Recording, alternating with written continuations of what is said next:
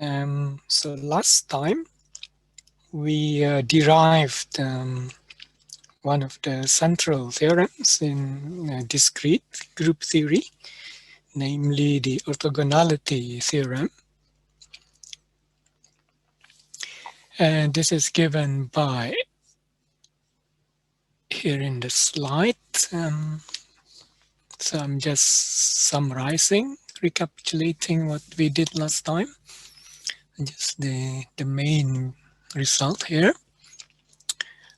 So we can interpret the orthogonality theorem as a dot product in the h-dimensional space of the group elements. So the representation T alpha ij can be thought of as a vector. And if we look at it at a particular matrix element G, then that can be thought of as a component of the vector along the g-axis and the quotation mark. So then it follows that the number of these vectors cannot exceed the number of group elements. And the number of these vectors is just the dimension of the representation alpha squared.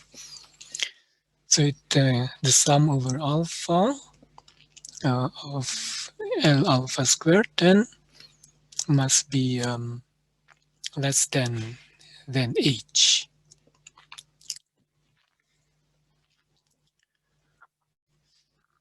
So if we later we will or shortly we will show this, that the sum of L alpha squared must actually be equal to h, exactly equal to h. And from the orthogonality theorem, we can also obtain what is called the first orthogonality relation. So this is the orthogonality between the characters.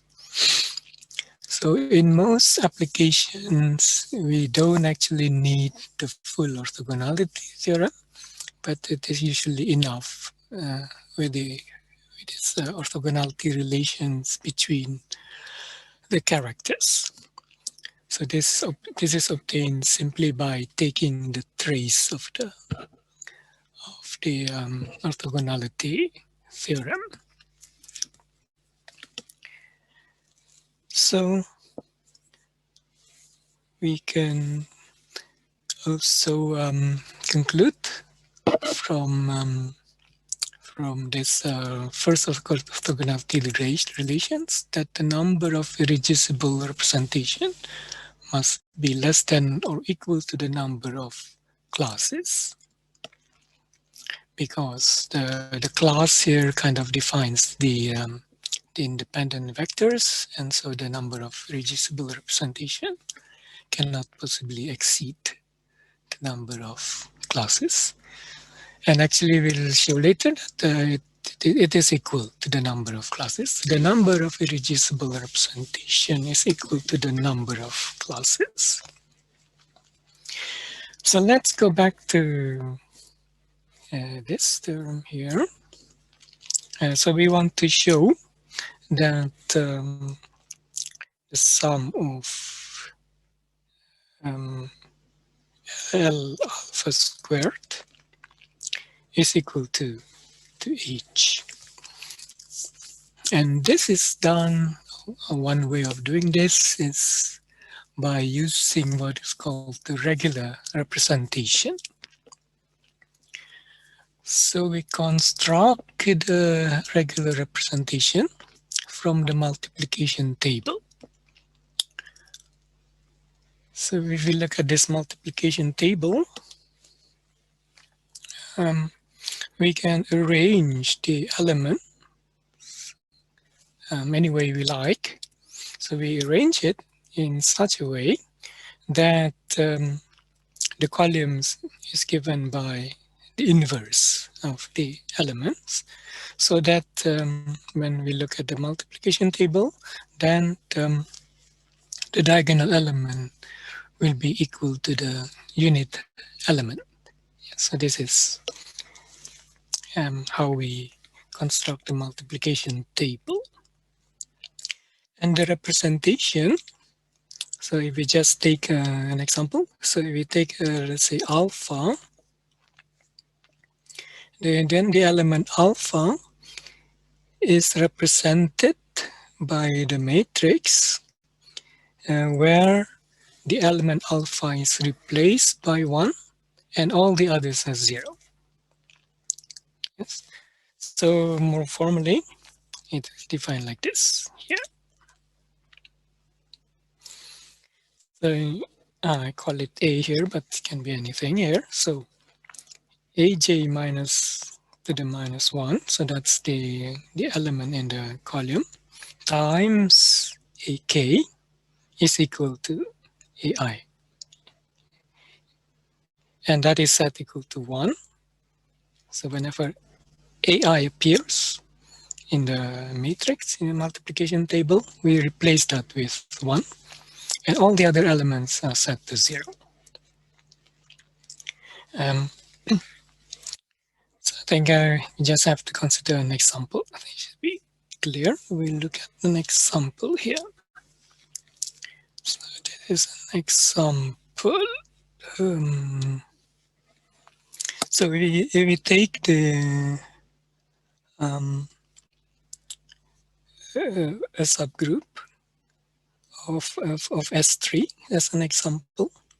So we have just 3 elements, E, alpha, and beta. And then we arrange the elements in the column so that it is E, alpha to the minus 1 and beta to the minus 1. So then the multiplication table looks like the following here. So now if we look at the unit element, then whenever E appears in the table, we replace it with 1. So E appears here, we replace with 1. E appears here, we replace with 1, and so on. Here we replace with 1. And all the other elements we set to 0. So we take another example, alpha. Alpha appears here, so that we replace with 1. Alpha appears here, then we replace with 1. And here we replace with 1. And all the others we set to 0. And so on. So the same with the beta. Yeah. So this is what's called the regular representation. And we'll use this to prove that the sum over the irreducible representation of the dimension squared of the representation is equal to h.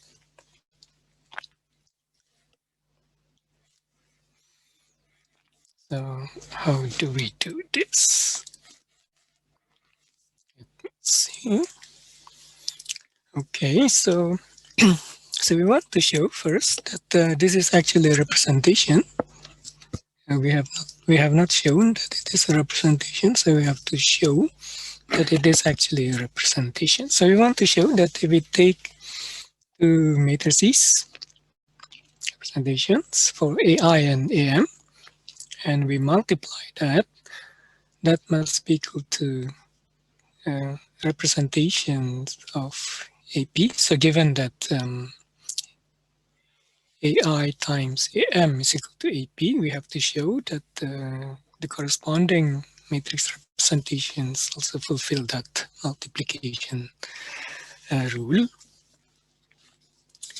So to do this, we look at a particular matrix element. So let's look at the matrix elements, let's say.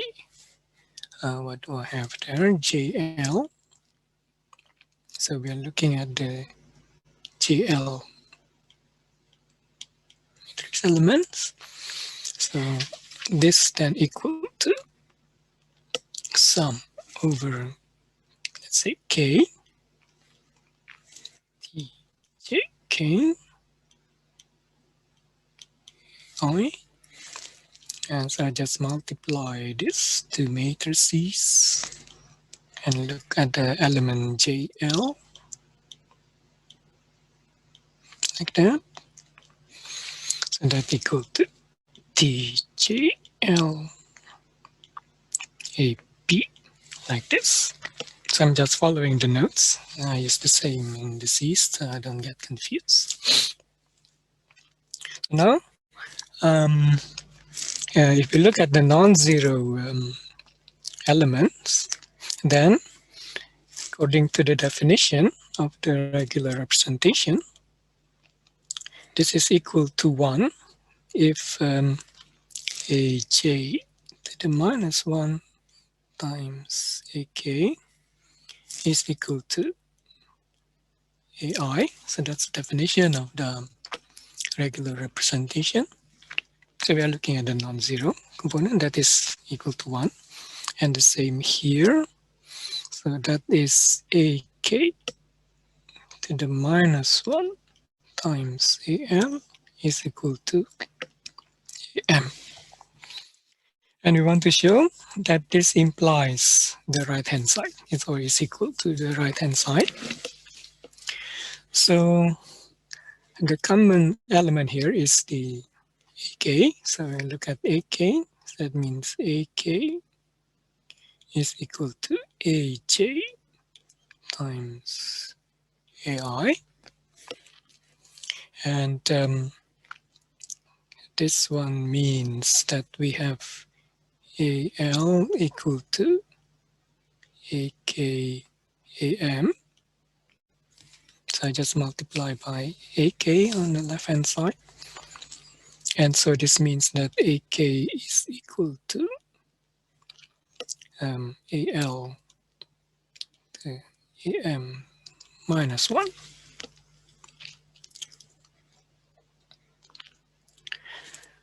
So this means that aj ai is equal to al m to the minus 1 for this particular matrix elements to be non-zero. But this means that aj, if I just multiply, let me do this step by step. So if I multiply this by aj to the minus 1 from the left, yes, and multiply by am on the right, so that's equal to aj minus 1 al. Okay, but we are given that ai am is equal to ap. So then we see that this is just the right-hand side, the definition of the regular representation, which is the right-hand side. So that is equal to aj minus 1 al is equal to ap for this to be non-zero. Yes. So that shows that it's actually a representation.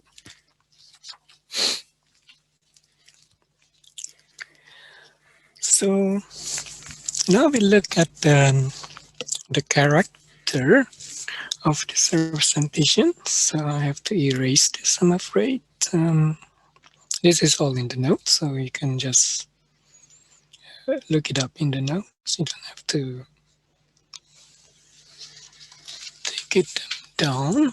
So if you look at the character, let's say for a given element ai, so that is equal to sum over j, and that one from 1 to h, the number of elements in the group.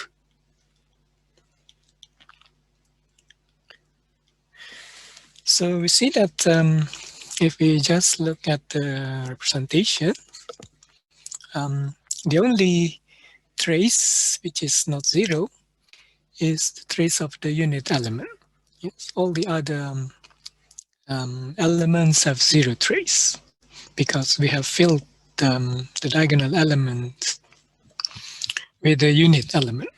So only the unit element has a non-zero trace, and that is just equal to h because that's the size of the multiplication table. So this is equal to h if ai is equal to the unit element and 0 otherwise.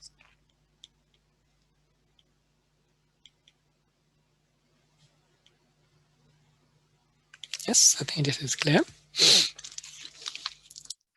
So now we can decompose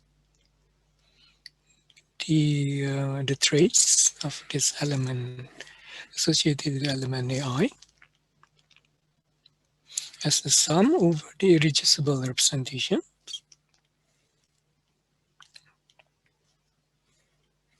of the characters, like that. So m alpha is the number of times the representation alpha appears. So now we use the orthogonality relations. So we multiply this by the star. Should be alpha star. Here, let me. Okay.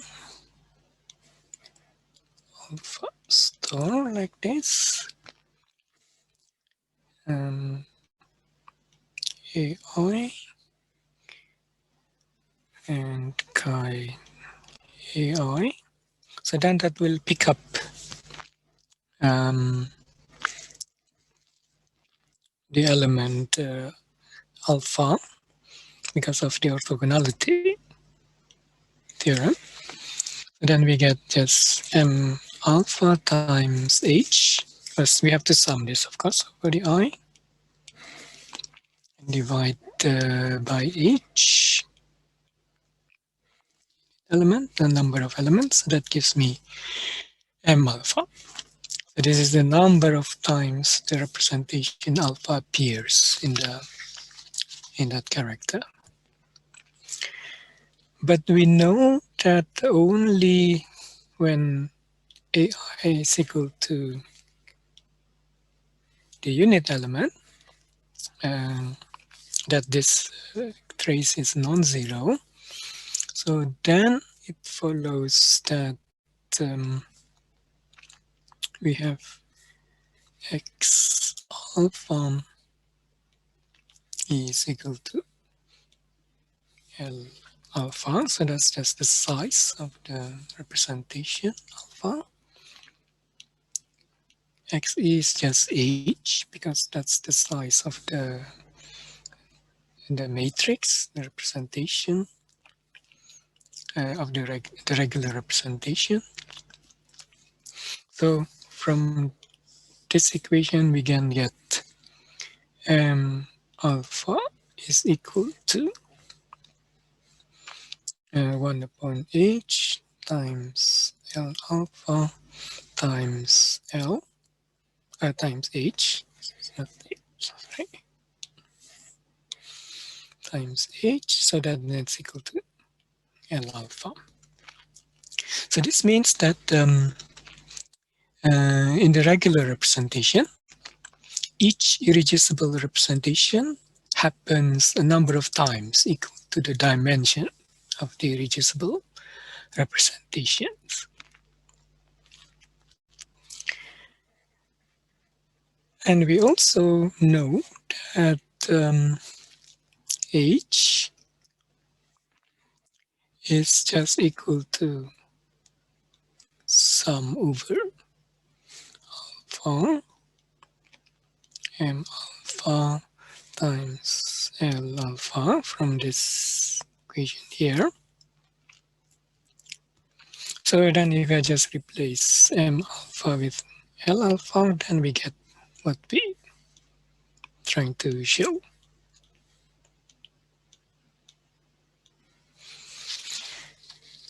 Like this. So we get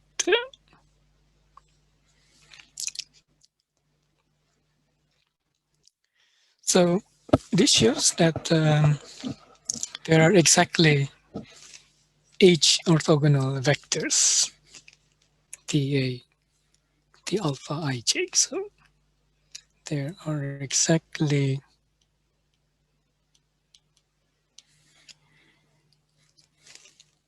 H orthogonal vectors.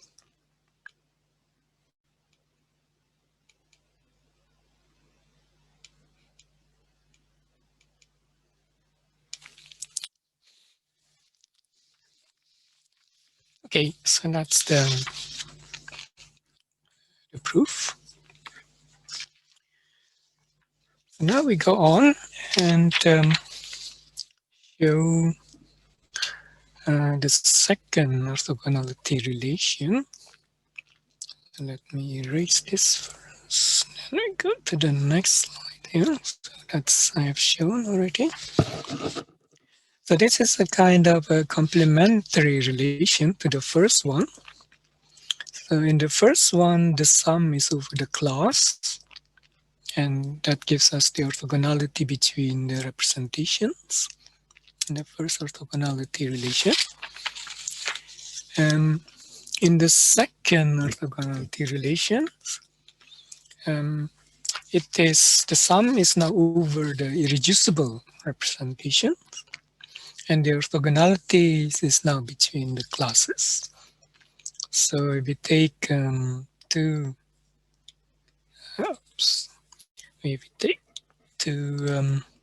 characters x alpha calculated at ck and cl and sum over the irreducible representation alpha, then this the classes must be the same.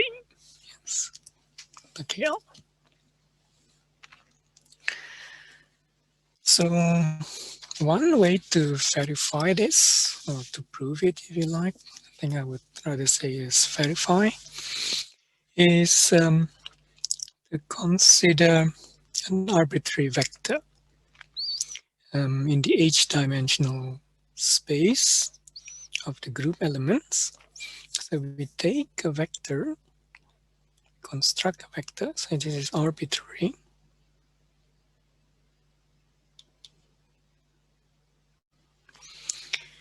It's an arbitrary vector in the h-dimensional space of the group elements. So we remember that this the vectors, the orthogonal vectors in the h-dimensional space, so I can construct an arbitrary vector. So these are just the coefficients. So now we want to show that this second orthogonality relation is fulfilled. Erase that. Go here. Okay, so I have to create a whiteboard. Okay, so we start with this arbitrary vector.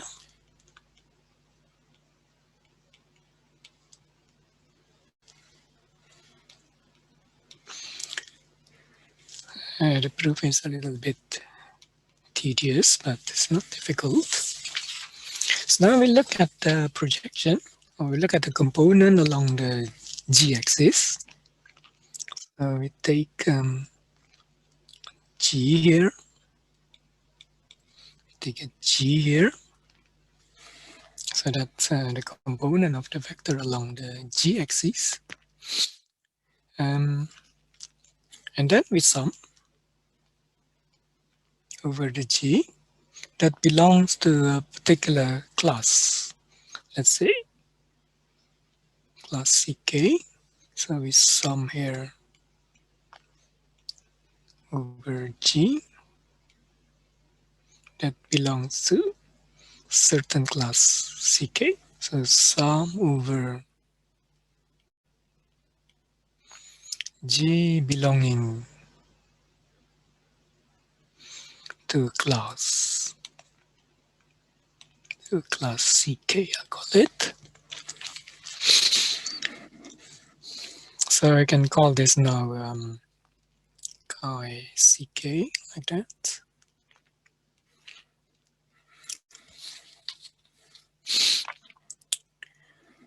So we can multiply this, or we can replace this element by, let me write it here, get enough space here. We will do the following. Take an element G1, and we do a similarity transformation. So we have a sum here over by J, and we have the sum over G is belonging to CK. So we recall that if we have a class, in this case CK, then the similarity transformation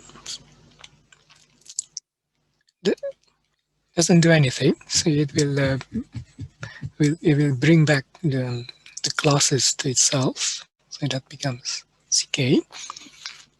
That's the definition of a class, yes. So we have a sum here over the class. So then it doesn't matter. We do this. We do similarity transformation. We will get back the same elements. So we can do that. And this is true for any G1. So true for any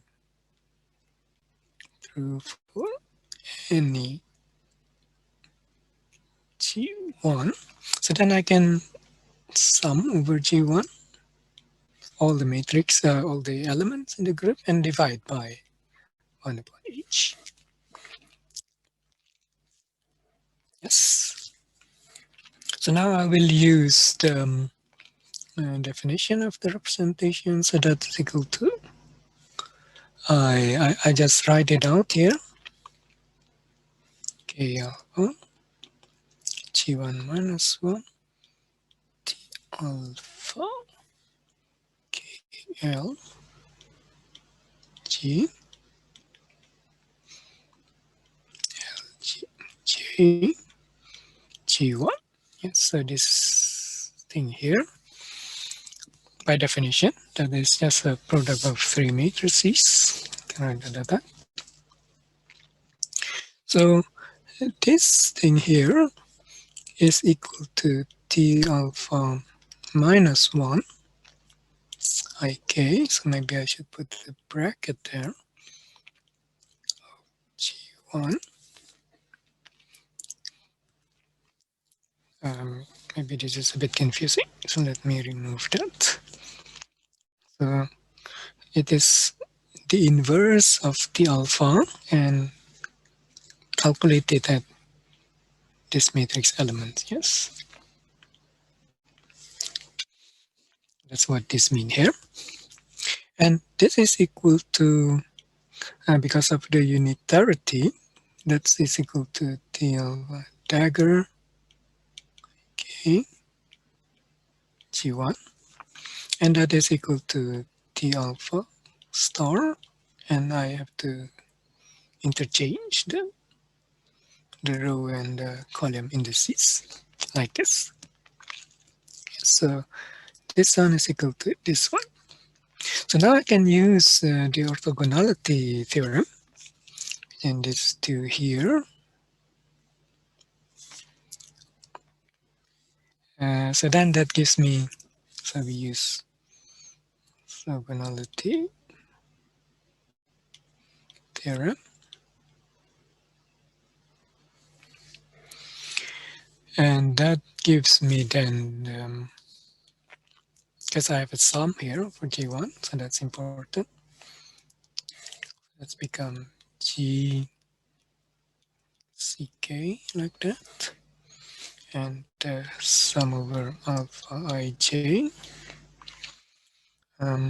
I forgot the Ci here.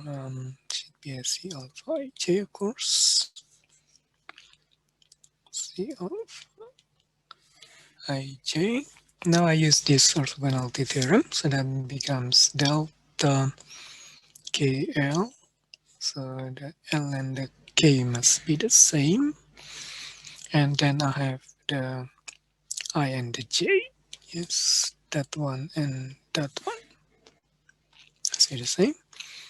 And then I'm left with the T alpha K L G.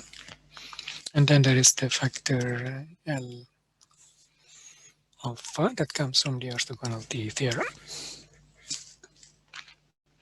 So we now do the sum here. We get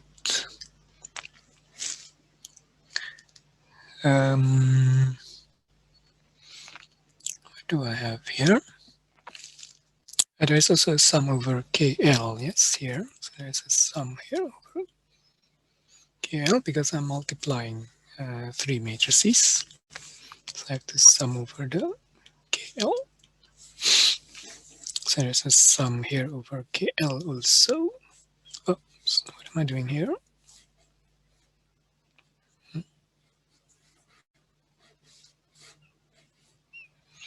Let me see what happened here.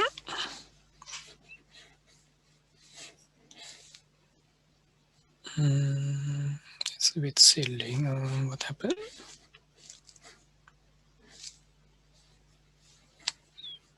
It seems that I have erased this thing. I'm sorry about that. Okay, so I have to just write it down again here. I will just write down the last step. So that becomes sum over. It's very tricky with this stuff here. Let me move that to the top. G to CK.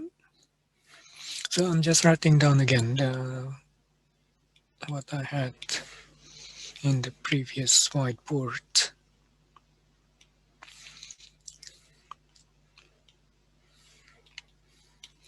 So I have erased the previous slide by accident.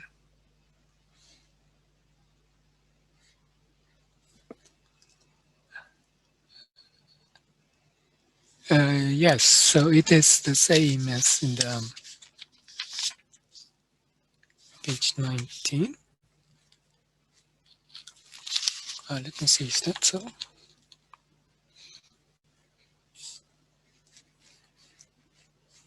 Wait a sec. Wait a second.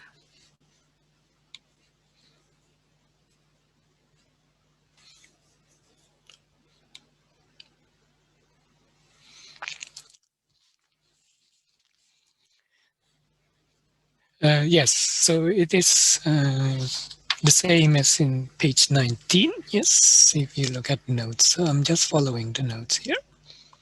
Page 19 of the notes.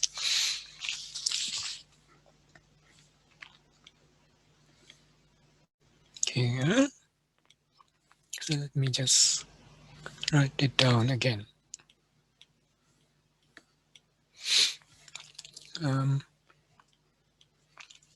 So then this becomes sum over G, CK, sum over all i's. I'm summing over this delta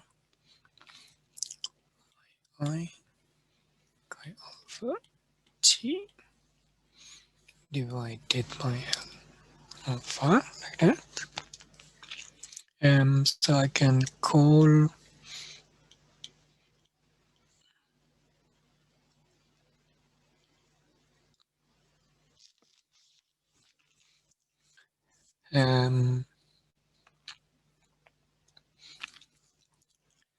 the sum over I of C alpha I is equal to, call it A alpha, I think in the notes, so I just divide by 1 upon L alpha.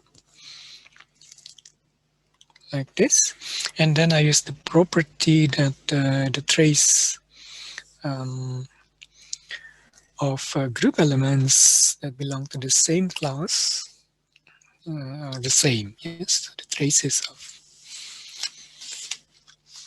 of elements belonging to the same class are the same. So then that is just the number of elements in the class. This is number of elements in CK. So that becomes CK like this. So now we can use the orthogonality theorem. So we can multiply by another, not CK here, but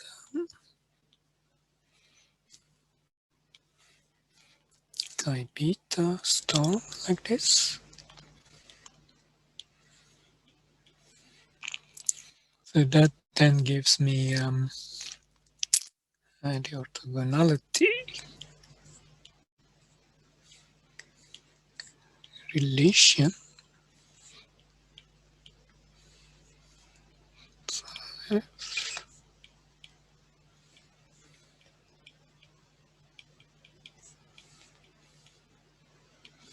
Let's I sum over the K.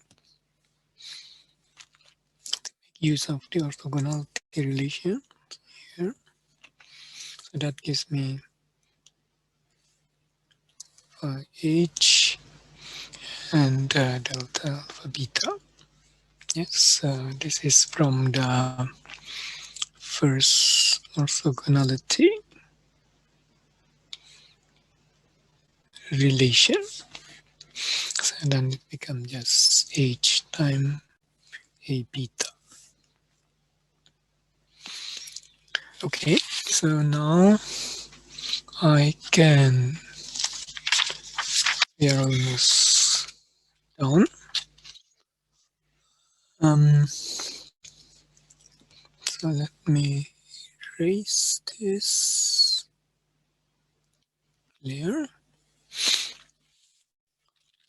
So then I can come back to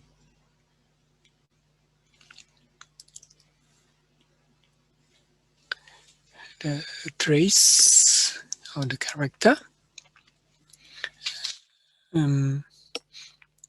Let's look at particular class CL, for example.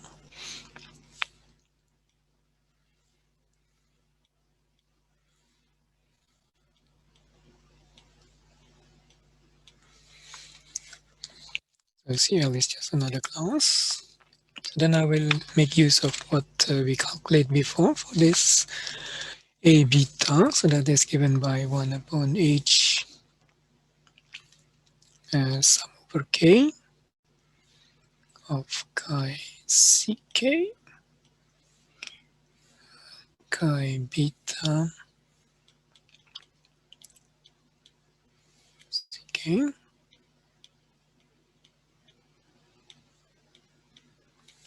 Yeah. So now I can rearrange this equation. So I will get just like what I have in the notes. So I'm just following the notes closely. Can write it like this.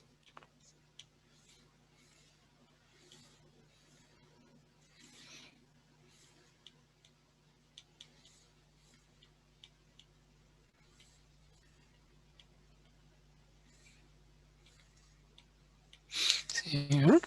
And it is minus delta KL like that. So this thing gives me that one. So now the argument is that the vector that we choose in the beginning is an arbitrary vector. We have not specified what the coefficients are. So then it follows that this whole thing must be equal to 0 in general. And that is gives the second orthogonality relation for the characters. So this is a kind of complementary relation to the first one. Complementary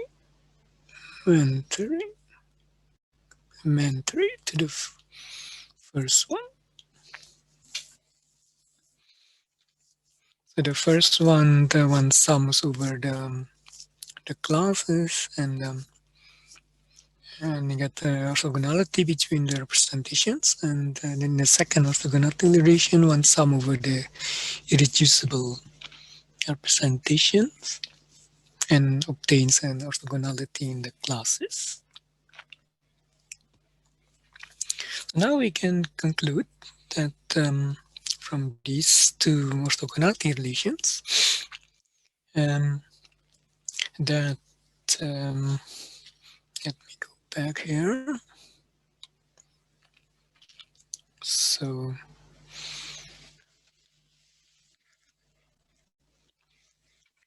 we said before that the number of classes must be less than equal to the number of irreducible representations from the first relation.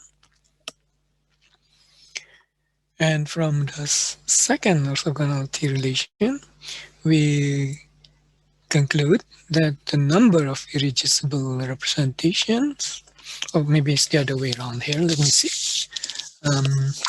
So from the second, sorry, so the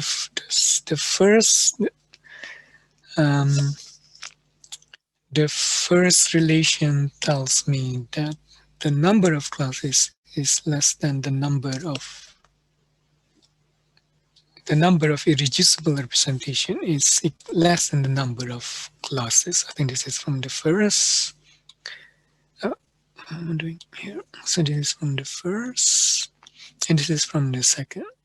Yes, because we can interpret the first and the second relation, orthogonality relation, as dot products. We can think of them as dot products of vectors. So then these two statements can only be consistent if the number of irreducible representation is equal to the number of classes. So this is an important result in the finite discrete group. Yeah, so maybe we can continue a little bit with the character table.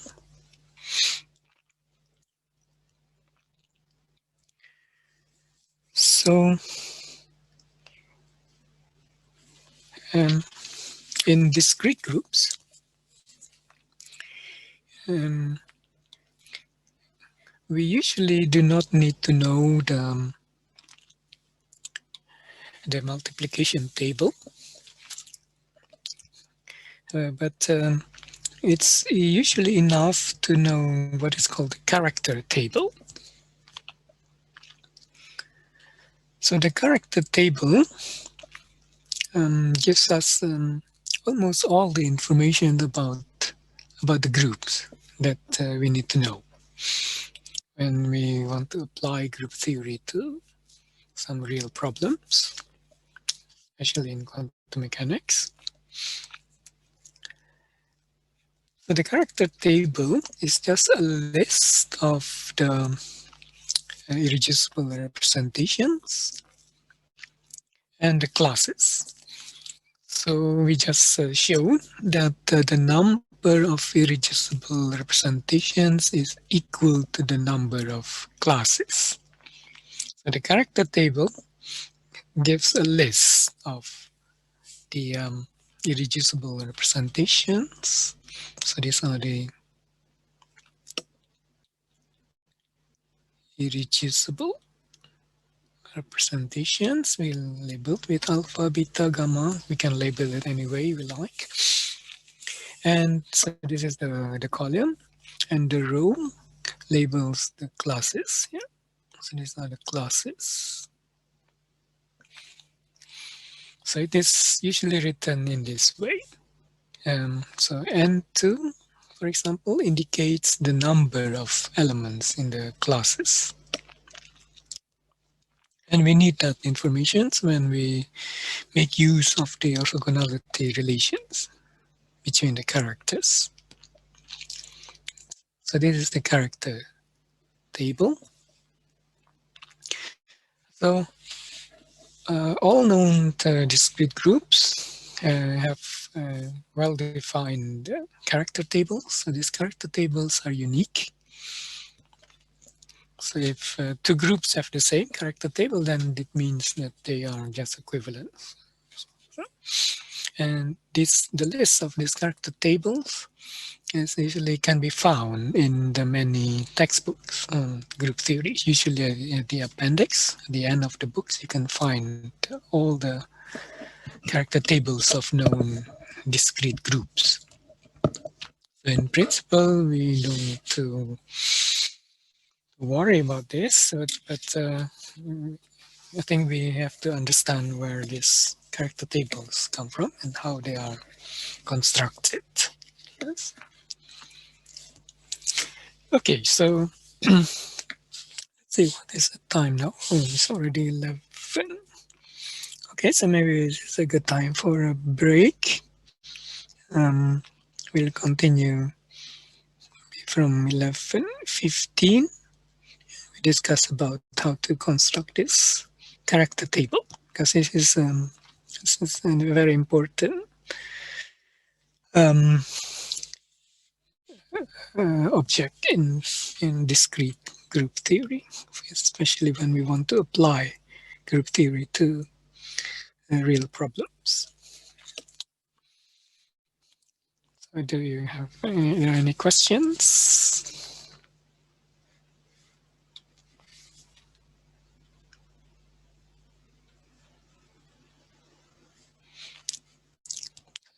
If not, then we meet again at 11:15.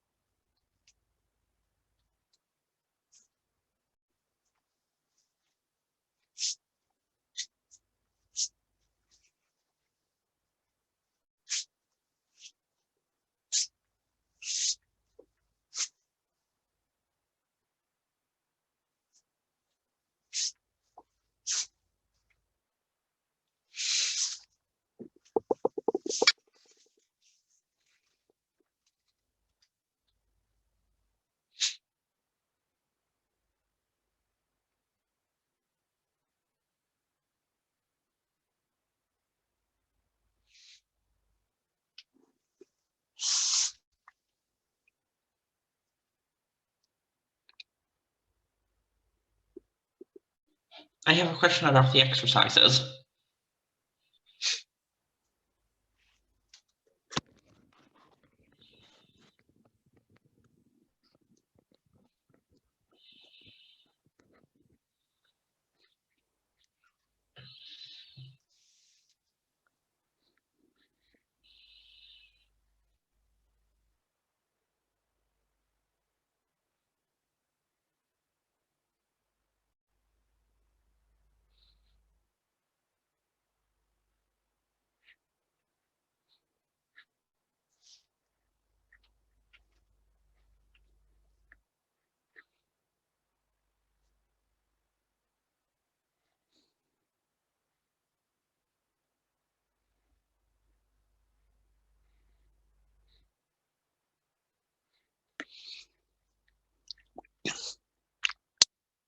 So I hope everybody is back now again.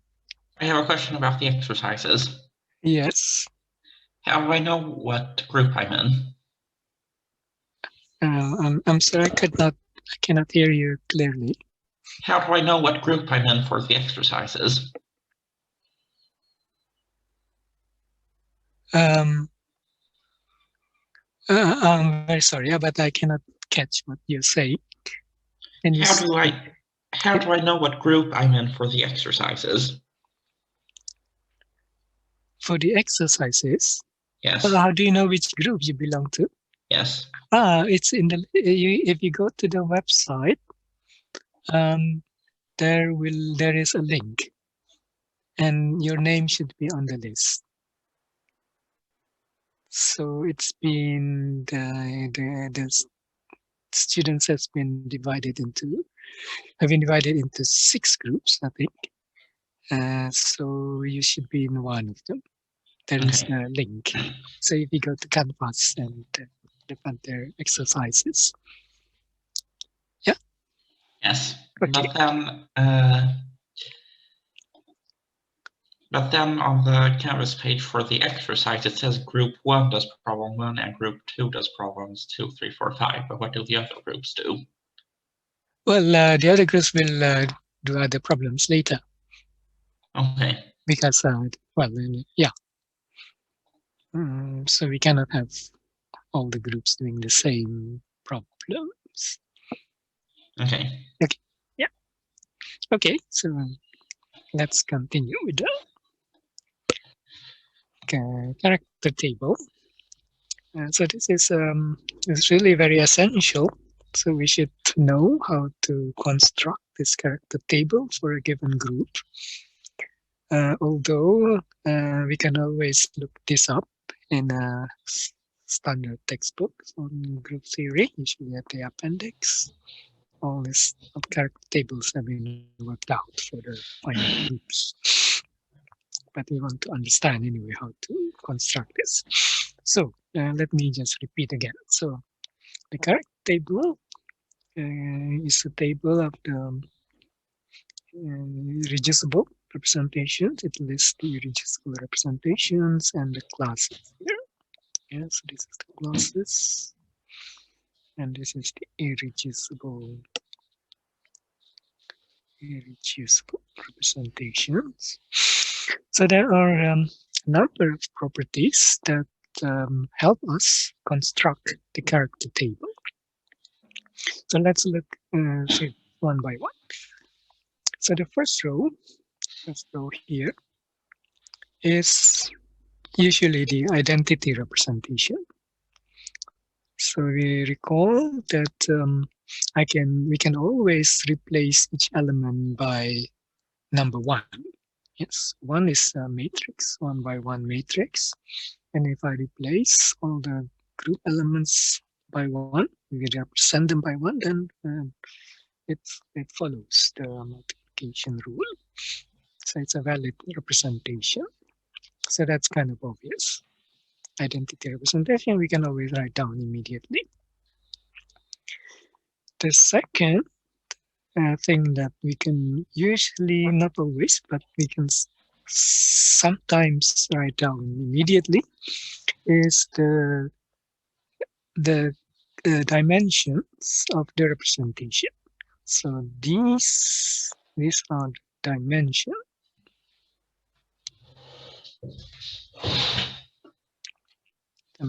of the representation of the irreducible representations. Yes, because this represents the unit element. So the character of the unit elements is just the size of the representation, and that can often be found by using this formula here. So later we do a permutation group of 3 objects. That's our favorite example because it is relatively simple and yet it illustrates many of the properties of the groups. So for example, if h is equal to 6, so that's the number of elements in S3.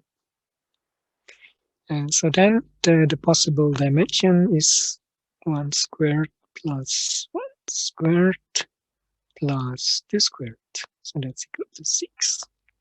Because we know there are 3 classes. So we use this property here that the number of classes here must be equal to the number of irreducible representations. So this is a square matrix, this character table. So there are 3 classes in the group S3. So then we know immediately the dimension. But it's not always unique, so that's because the number is relatively small. So that's the first few things that we can use to construct the character table. And then we can also use the orthogonality between the rows and the columns. So these are the first and second orthogonality relations. So we can make use of them. So for example, if we know some of these, then we can make use of these orthogonalities to figure out all the other elements. We can illustrate this later. Okay, so that is some of the properties.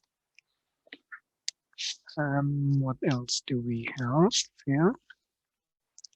Yeah, and then we can also make use of the fact that the fact that if the group has a subgroup which is invariant, so if the group has an invariant subgroup, then we can make use the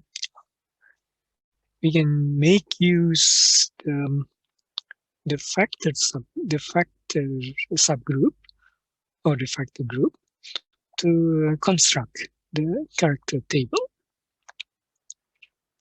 So the idea is that if you recall that we have a group,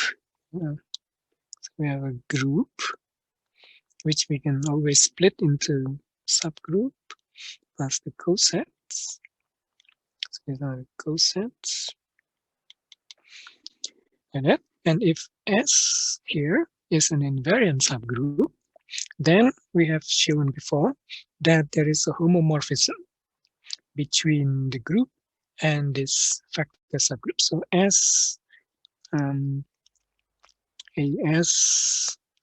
let me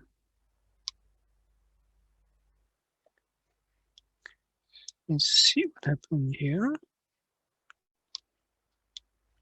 Okay. So this subgroup S, AS, and BS can be thought of as elements of a factor group, and there's a homomorphic to the set of elements of the group. Yes, 3 and so on, like this, and homomorphism here. This is one, is two, and so on. So this means that if we know the irreducible representations of the factor group, so these are the factor group, then we can use the representation of the factor group for the elements of the corresponding cosets. Yes, so I wrote it down here. So if T of AS is a matrix representation of the element AS of the factor group, then because of the homomorphism, we can use the same matrix T alpha S to represent all elements in the coset AS. Yes, because of this homomorphism. Because we remember that if I take an element in here or in one of this coset, let's say as I, and we multiply this by another element in the coset BS, let's say BJ, then if S if AS times BS is equal to some other element, let's say CS, so we have another element here, let's say CS here, then the result of this multiplication must be in CS. So this is another element, let's say SK, so C times SK. So this implies that if I know a representation for the coset, then I can use the same representations for all the elements in the coset. So we will illustrate this later by an example of this is used. And then the last thing is that we also have class multiplication. So we can make use of this to construct the character table. So we'll show that if we multiply two classes, then the result can be written as sum of the classes. So if I multiply the classes, then the resulting elements can be regrouped into the sum of classes. So what do we mean by multiplying classes like this? So it just means that I have two sets of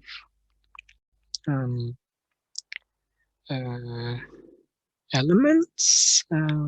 Let's say A, B, C, like this. And this, let's say this is group class CI, and another one, I don't know, call it F, G, and so on. So this is class CJ, let's say. Then when we multiply CI and CJ, we mean that the collection of elements AF, AG, and so on, and BF, PG, and so on. So these are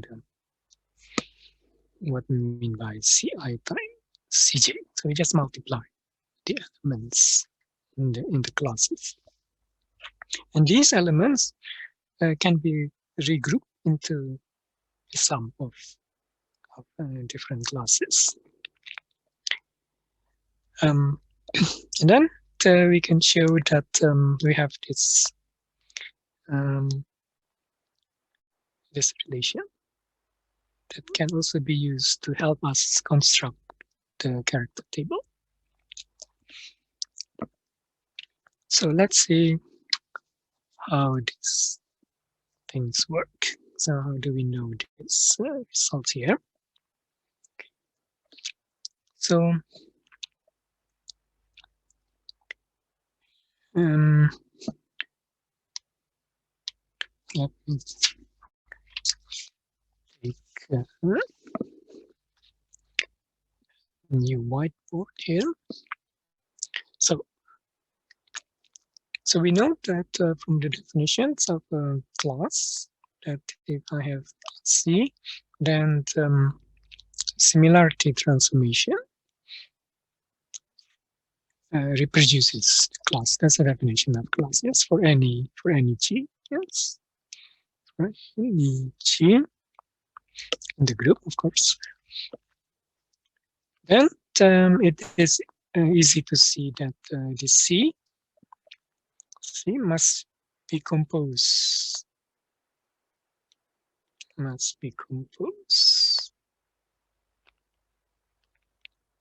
wholly of classes.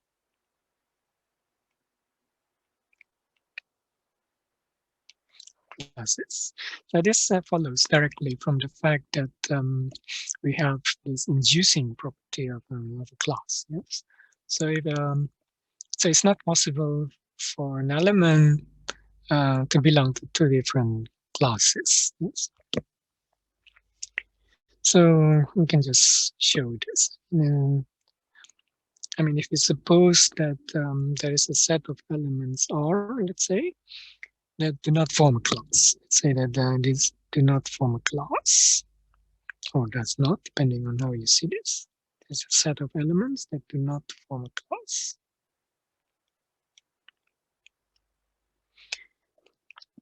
But from this, it must follow that G to the minus 1 or G must be equal to itself.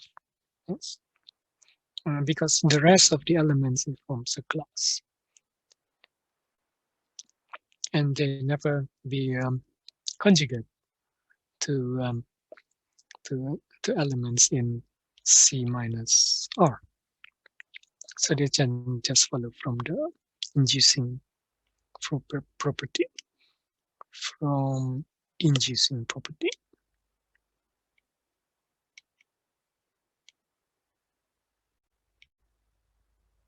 of a class. So I think that's clear.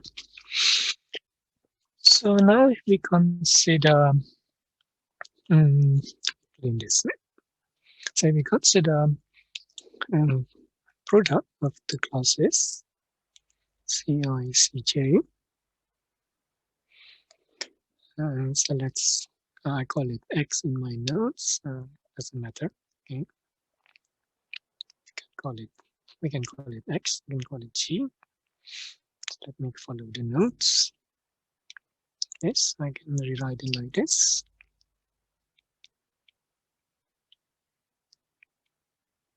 And that is just one, so I haven't done anything. And then we follow the property of a class. So if I do a similarity transformation on the class, that just give me back the class. And the same here, so that is just Cj. So I have Cj, Cj.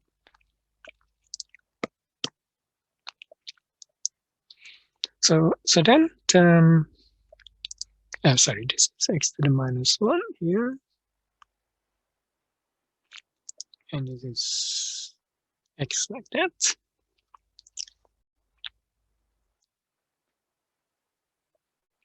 It's because this is 1. So I have this equation here. So this implies that Cij must be composed entirely of classes. So must be composed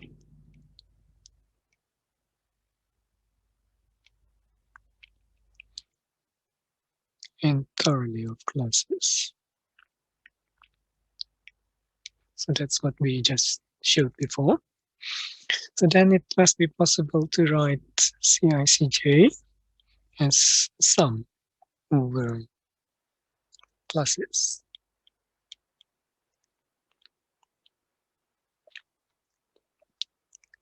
And this coefficient just tells us how many times the class K appears in this product of classes. So that's the first part. So now I want to show the second part of the theorem. So we consider these class multiplications in terms of some matrix representations. We let S Ci, so this is a representation for the class Ci. We define this to be sum over G belonging to Ci of the representation Tg. So we have not specified what is representation, and we'll take it to be some irreducible representation later.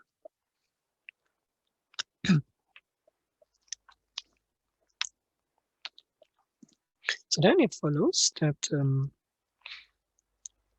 if we do a similarity transformation with a group element, let's say X,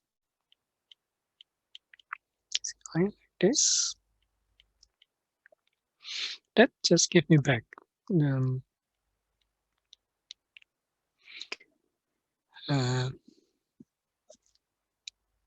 this matrix itself, because these are just represent a class. But this implies that T and S commutes. Yes.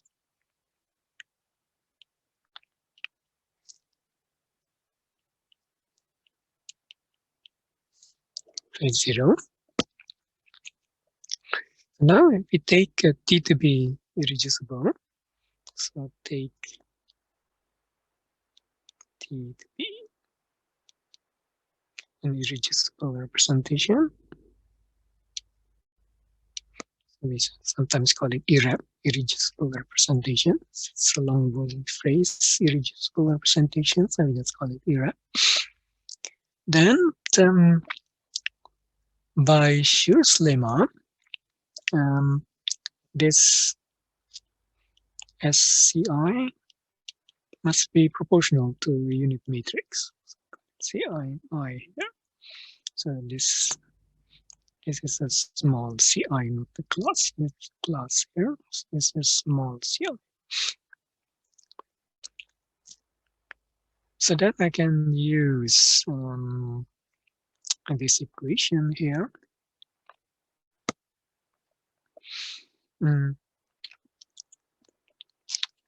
We have,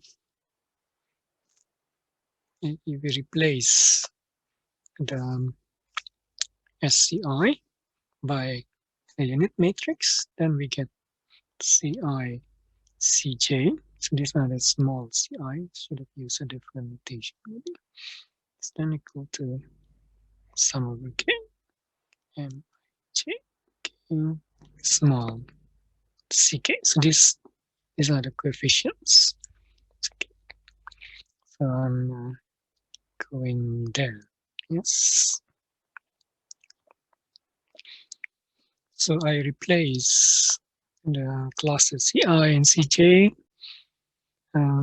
by their representations, this one here.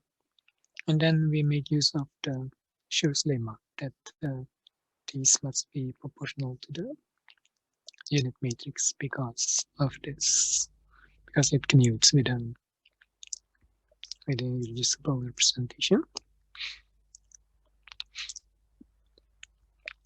So now we take the trace.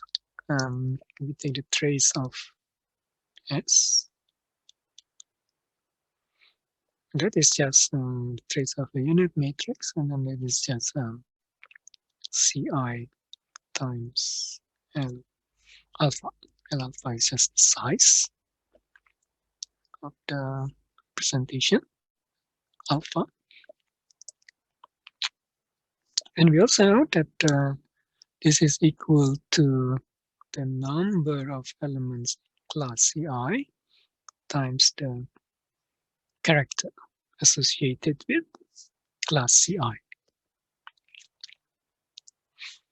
So from this, we can calculate Ci.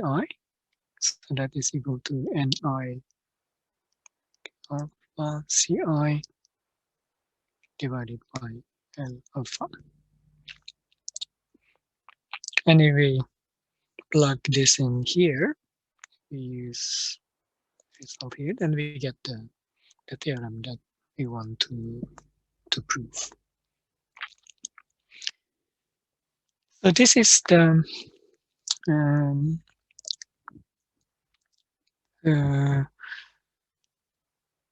products of two classes. We can make use of it to help us construct the multiplication table. If we are not able to, if we do not have enough information, the other rules that we listed, then we can make use of this product of classes. But it's not used so often. Okay, so now the last thing I would like to do before we consider an example is some useful thing, which is called a direct product group. So what we have here is that if we have a direct product group, so we have two groups. So I will open here, G1 and G2, and we form a direct product group. Then we can show, so we'll show this in a moment, that the irreducible representations of the product group G is just given by the direct product of the irreducible representations of the individual group G1 and G2. So this is very nice because if we know already the irreducible representations of G1 and G2, then the reducible representations of the product group is very simple. We just form this direct product. So we want to show that this direct product is irreducible representation of G. And this is just a general example of what we mean by direct product. So we did this in the very beginning. So we have two groups, G1 and G2. Let's say element B1, A2 and B1, B2, B3. And it's important that the elements commute. The elements of one group and the other group, they commute, but not between the same groups. That's no requirement. So the product group then is just all the possible products of the elements of the two groups.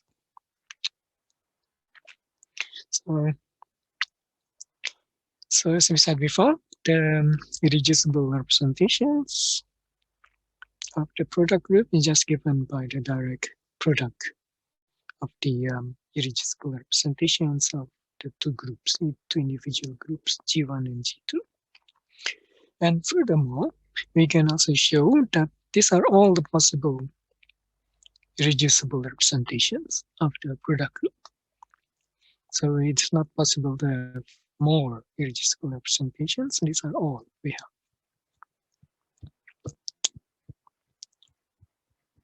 So in practice, there are quite a number of groups which are direct product of the groups that can make use of these properties to construct the irreducible representations.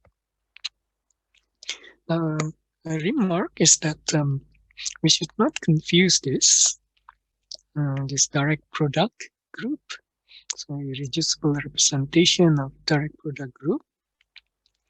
It's not to be confused with the direct product of irreducible representations. So if I have two representations, T alpha and T beta of the same group, same group. So we're not talking about two different groups. If we have two irreducible representations, T alpha and T beta of the same group, then the direct product of these two representations is not necessarily irreducible. So in general, it is actually reducible. So if I just call this T beta, so this is in general reducible. So that's same group. But here we are talking about two different groups. We have two groups G1, G2. So the T alpha corresponds, so this one corresponds to G1 and this one corresponds to G2. Whereas later, we have a case when the T alpha and T beta corresponds to the same group. Then the direct product is in general reducible. So that's just a remark, so we don't get confused. Okay, so we want to show this. Let me, okay, so that's going to erase that one. Okay. Do I have the next slide here? Oh, that's an example. Okay, so let's show that this thing here is a representation. I don't know if we have to go through this in detail. It's actually quite straightforward. It's just a matter of writing out the components. I think I have this in the notes. So maybe we can skip the part. So it is quite straightforward to show that this is indeed a representation of the product group. Yes, and to do this, it's just a matter of writing out the definition of this T alpha cross beta and these two representations. So maybe you can just accept that. You just go through the notes because it is quite straightforward. But what is not obvious is that this is irreducible. We want to show that this is irreducible. How do we do this? So, okay, so we assume that, or we can just show this clearly, that this is a representation of the G, and so that we can do rather easily. So we skip that, and now we want to show that this is an irreducible representation, and that is not so obvious. So let's see how we can do that. So I need whiteboard here. So the idea is the following. So I have this representation, T alpha plus T beta.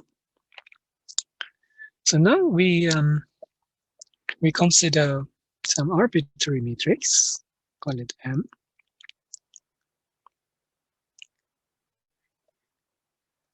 Which we write also as a direct product of two matrices, M1 and M2. So M1 and M2 are arbitrary.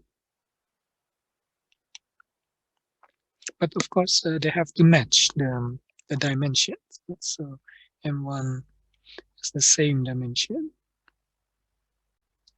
So same dimension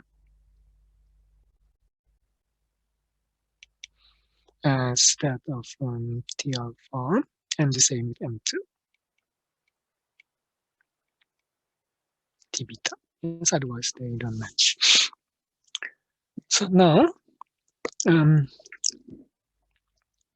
we say that these matrix M commutes the direct product T alpha cross beta So we say that this is 0. And we want to show that it's only possible if M is a unit matrix or proportional to a unit matrix. So if we write out a particular component of this equation here, this is quite straightforward to do, so you can do this as an exercise. I will just write down the result. So we just consider particular matrix elements.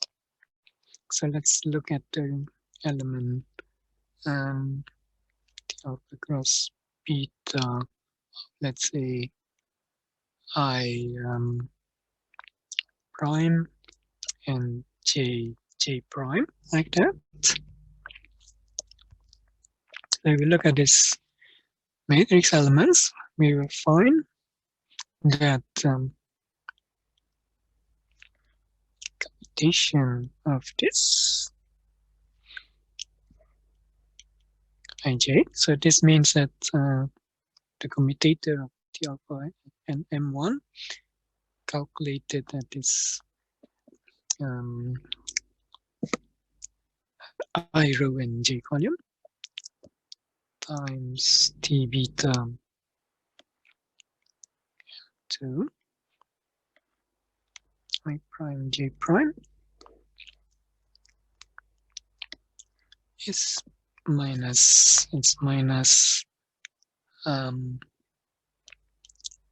M1 T alpha ij times M2 theta with beta prime j prime is equal to 0. So if we just write out the components of the T alpha cross beta using this definitions, the definitions, then you end up with these equations here. You end up with these equations, so it's quite straightforward, I think. It's just a matter of writing out the components. Because it's a little bit tedious, so I don't want to spend so much time writing out all these components. So now M1 and M2 and all these ij, I prime, j prime are arbitraries. We have not specified anything. So the only way that we can fulfill this equation is if these two are 0. Because all these M1 and M2 are arbitrary, and also the ij and I prime, j prime it can be any indices. So the only way we can satisfy this equation is if they are 0. But then it follows from Schur's lemma that that M1 must be just proportional to the unit matrix, and the same with M2. So the Schur's lemma is very useful, and we can use this here. So then the matrix M must be just a unit matrix then. So it's just a C1, C2 times unit matrix I.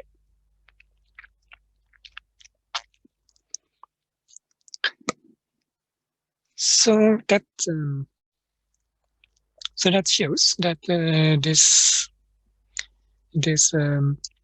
matrix representation, the direct product representation, is irreducible, because it's this relationship that can only be fulfilled if M is a unit matrix. So we cannot have some other matrix that fulfill this condition. So that means that this matrix representation is then irreducible. So this implies that T plus beta irreducible. So that's again from Leshul's lemma. And then we can also show that these are the only possible irreducible representations just by looking at the number of elements. So we know that the sum over alpha of L squared alpha, let me show. I think it's a different notation there. Confused. So if you look at the first group, that must be equal to H1, and we have for the second group equal to H2.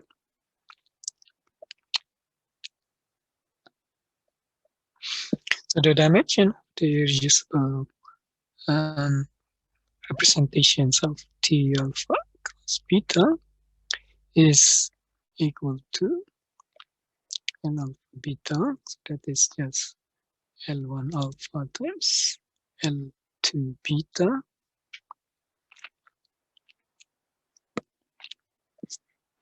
So then the sum of this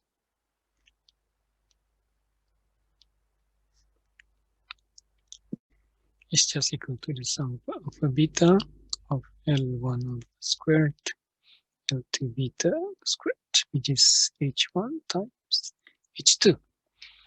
But this is just the size of the direct product group. So then that shows that we cannot have more than what we have here for the irreducible representations. Okay, so we have a few minutes left here. Okay, so maybe we can still continue with the example. So I want to consider some example now from the product group. Okay. So we want to work out the character table, the permutations group, the S3. So that's a permutation of 3 objects. So we have worked out this before, the classes. So we want to work out the character table here. So first of all, as we have already mentioned before, that the number of irreducible representations must be equal to the number of classes. So there are 3 classes here. So that implies that there will be 3 irreducible representations, T1, T2, T3, like all this. Yes. So there are 1 element for the unit element, so that's C1, and there are 2 elements for C2 and 3 elements for C3. So we have this table. We can readily fill in the first row, so that's just the identity representation. It's easy. And then we can also fill in the row, the first row here, because as we said before, we have this formula must be equal to H. So there are 6 elements, and the only possibility is 1 squared plus 1 squared plus 2 squared, so that's equal to 6. There are no other possibilities. So then we know immediately the dimension of the representation is 1, 1, and 2.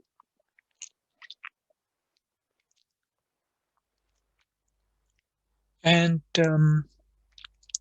we are left now with 4 unknowns here. We don't know what is the character of the representation T2 and T3.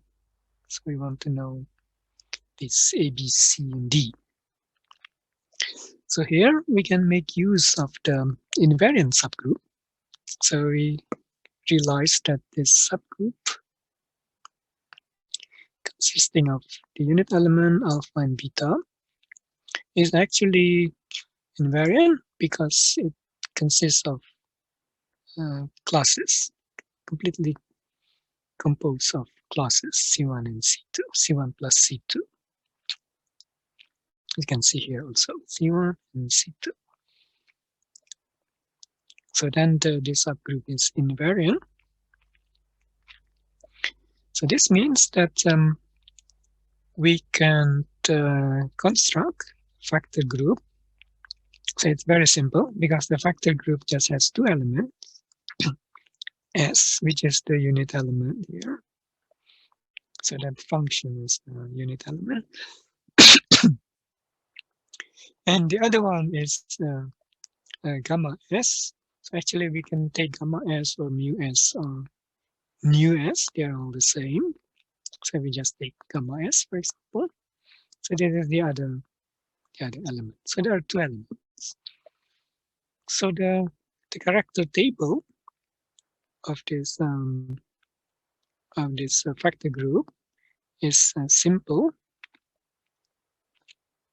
So, gamma S here is equal to C3 here. And this S here is C1 plus C2. Because it only has two elements, then we know that the representation can only be one-dimensional, because then 1 squared plus 1 squared is equal to 2. So we can immediately write down character table like this. So let's call this T1, it's T2. It's not to be confused with this T1, T2. Maybe I can call it something else. I don't know. It doesn't matter. T1, T2. Yes, so these are the character tables. Then it's easy to figure out what this one should be, because we have the orthogonality theorem between the characters. So this, if we take, oops, what happened here? So if we take the dot product between this factor and this factor, and they have to be orthogonal, so then it follows that this must be equal to -1. Okay. So that we can make use of this invariant subgroup. We make use of the homomorphism between the factor group and the original group G. So we can replace, for example, here. So we have to match the dimension. So this is dimension 1. So we cannot use the homomorphism for this group because this group has dimension 2. So we can only make the homomorphism between the subgroup, the factor group, and the group for this representation here. And then we can just see that we can assign and a little bit more space here. So we can assign A equal to 1 and B equal to -1. It's because of this homomorphism here. Yes, so all the elements in S, which is C1 and C2, can be assigned a value 1. So 1, 1, A equal to 1. And all the elements in the class C3, that's just the cosets gamma S, which is equal to C3 here, can be assigned -1. So the B is assigned to -1. And then we can just use the orthogonality between the characters. Then we find that resulting character table here. We just go quickly and we finish. So I have C1 to C2, 3, C3 here, T1, T2, T3.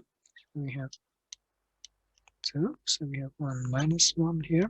And then we can use the orthogonality between the characters, and then this has to be equal to -1, and this has to be equal to 0. So then we get the character table. Okay, so I'm a little bit over the time here. So we have 2 more examples. We can do this later in the next class. Yes. So this is it for today. So we continue on Thursday. If you have questions.